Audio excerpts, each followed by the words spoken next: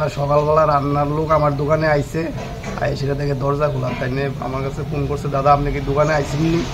আমি বলছি না, আমি আইতাছি দোকানে। আপনি দরজা দিয়ে খোলা, আমি কি দেখেন না ভিতরে গিয়ে কিছু হয়েছে বেশি দিন, তাই নিয়ে গুঁড়ো দেওয়া বিল্লা দেখে মানে আমার দরজা ভাঙিয়া ফ্রিজে মাল আসলো, ক্যাশে টাকা আসলো, মানে 12-13 হাজার টাকার মতো আসলো, সব লয়ে দিয়ে গেছে।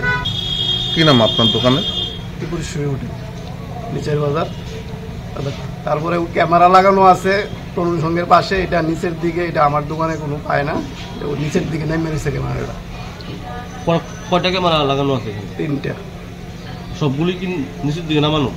নিচের দিকে, আমার দোকানে এটা নিচের দিকে নামানো দেখা যাচ্ছে। তাহলে আপনার কি মনে হচ্ছে আপনার দোকানে ঘটনা কি এটা নামানো হয়েছে নিচের দিকে?